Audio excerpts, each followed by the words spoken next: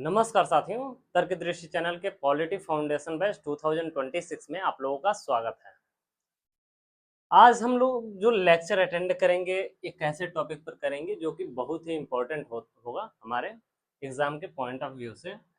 वो जो टॉपिक है वो है भारतीय स्वतंत्रता अधिनियम 1947। ये स्टोरी इसलिए है क्योंकि 1947 जो भारतीय स्वतंत्रता अधिनियम जो आया उसके पीछे कुछ कहानियां थी, कुछ स्टोरीज थी, उसको हम लोग कवर करेंगे, देखेंगे क्या होगा इसमें। तो पहली जो इम्पोर्टेंट जो मिशन आया वो था क्रिप्स मिशन, जो 1947 के आने से 5 साल पहले लगभग आया था। ये था स्टैफर्ड क्रिप्स के नेतृत्व में आया था। इसका जो मुख्य उद्देश्य था, जो क्रिप्स मिशन का जो मुख्य उद्देश्य था, क्रिप्स मिशन का जो मुख्य उद्देश्य था वो था द्वितीय विश्व युद्ध जो 1939 में से स्टार्ट था। द्वितीय विश्व युद्ध में भारत का पूर्ण सहयोग प्राप्त करना, भारत से पूर्ण सहयोग प्राप्त करना, इसका क्या था, मुख्य उद्देश्य था। क्रिप्स मिशन का मुख्य उद्देश्य पूछा जाए तो क्या होगा, द्वितीय विश्व युद्ध में भारत का पूर्ण सहयोग चाहिए था उन लोगों को।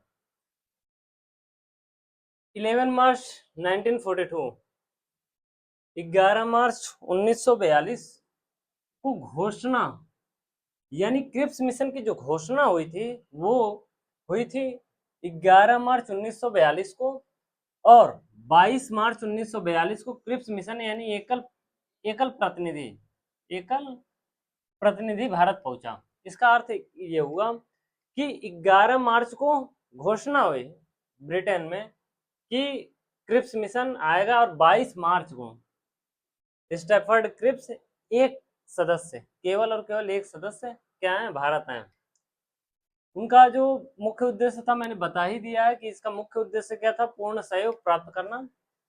युद्ध के बाद भारत को डोमिनियन स्टेटस का दर्जा दिया जाएगा, भारत को डोमिनियन स्टेटस का दर्जा दिया जाएगा। इसका अर्थ यह है कि भारत को स्वतंत्रता तो दी जाएगी लेकिन आंतरिक मामलों को लेकर डोमिनियन स्टेटस का मतलब ये होता है कि ये जो भारत रहेगा उसका जो विदेश वाला जो मामला रहेगा या इसके ऊपर के जो मामले रहेंगे वो किसके, अंतिम जो सत्ता रहेगी वो किसके पास रहेगी, अंग्रेजों के पास रहेगी, ब्रिटेन के पास रहेगी। तो डोमिनियन स्टेटस का दर्जा दिया जाएगा। युद्ध के बाद भारत संविधान निर्मात्री सभा का गठन ब्रिटिश प्रांत के चुने प्रतिनिधि तथा देशी रियासतों के प्रतिनिधि शामिल होंगे। जब युद्ध खत्म होगा, द्वितीय विश्व युद्ध जब खत्म होगा, तब संविधान निर्मात्री सभा यानी संविधान के निर्माण के लिए एक सभा का गठन होगा जिसमें ब्रिटिश प्रांत के चुने प्रतिनिधि शामिल होंगे, जो ब्रिटिश जो प्रांत है उसके चुने प्रतिनिधि होंगे, तथा जो देशी रियासतें हैं, जो देशी रियासतें हैं उसके प्रतिनिधि भी क्या होंगे, शामिल होंगे।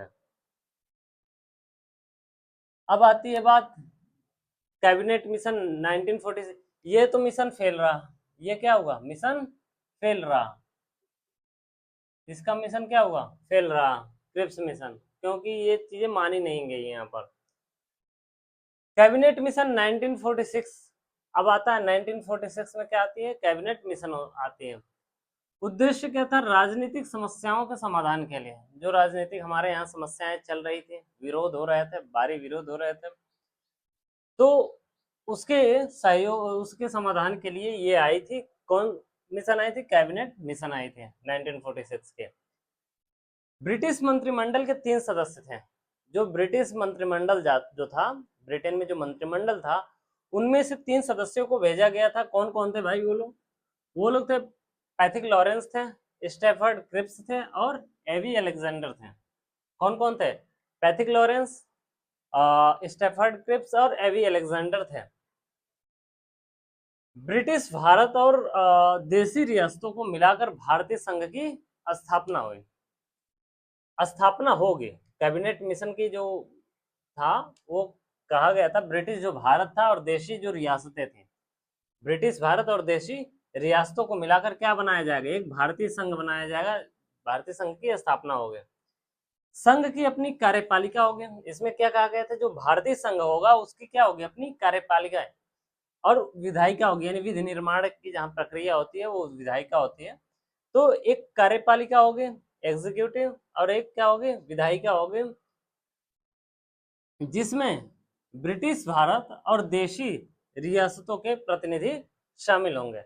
इसमें क्या होगा, ब्रिटिश भारत और देशी रियासतों के प्रतिनिधि क्या होंगे, शामिल होंगे।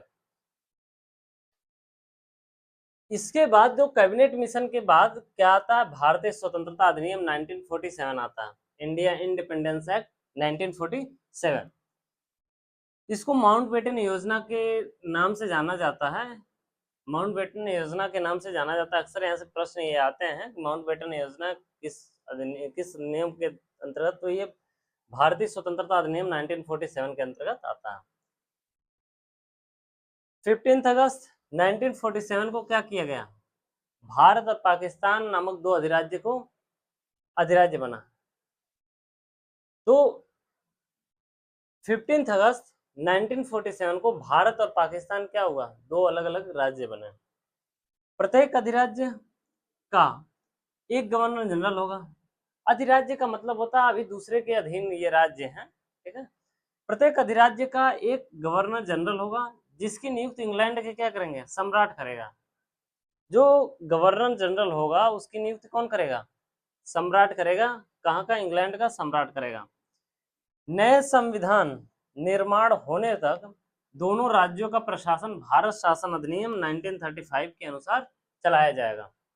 जो भारत शासन अधिनियम 1935 जो था उसी के अनुसार, अक्सर यहाँ से प्रश्न आते हैं कि भारत के संविधान निर्माण होने से पहले तक, संविधान जब तक निर्माण नहीं हुआ था उसके पहले तक किस अधिनियम के द्वारा, यानी भारत 1947 में आजाद हुआ, 15 अगस्त 15 अगस्त 1947 में आजाद हुआ भारत।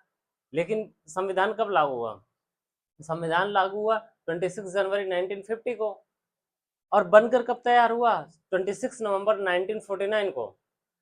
तो इसके बीच में जो पीरियड जो आ रहे हैं उस समय तक भारत का प्रशासन किस तरह से चला, तो उस समय भारत का जो प्रशासन है वो चला था भारत शासन अधिनियम 1935 के अनुसार, उसी के अनुसार चलाया गया। और एक इसमें प्रोविजन थे, ये भारतीय स्वतंत्रता अधिनियम 1947 में ही ऐसा प्रोविजन किया गया था कि जब तक दोनों देशों में संविधान निर्माण नहीं होता है तब तक किस अधिनियम के द्वारा चलाया जाएगा, भारत शासन अधिनियम 1935 के अनुसार चलाया जाएगा। इसमें क्या प्रोविजन था कि भारत सचिव का पद समाप्त कर दिया गया। इसमें क्या होगा, भारत सचिव का पद समाप्त कर दिया, उसके जगह पर, उसके स्थान पर राष्ट्रमंडल के सचिव की नियुक्ति हुई। उसके स्थान पर भारत सचिव की जगह कौन आया, राष्ट्रमंडल के सचिव। देशी रियासतों पर ब्रिटेन की संप्रभुता का अंत।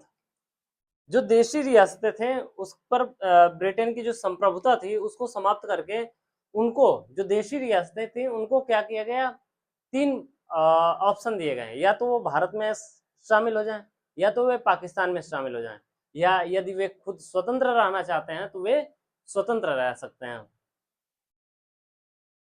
किसी में शामिल होने या स्वतंत्र रहने का प्रस्ताव दिया गया। और ये रही बात भारतीय स्वतंत्रता अधिनियम 1947 की। इसको माउंटबेटन ने भारत की स्वतंत्रता के लिए डिकी बर्ड प्लान तैयार किया। डिकी बर्ड प्लान का मतलब ये होता है कि आजाद तो भारत हुआ परंतु दो हिस्सों में बंटकर, भारत और पाकिस्तान दो हिस्सों में बांट दिया गया है। ये थी डिकी बर्ड प्लान।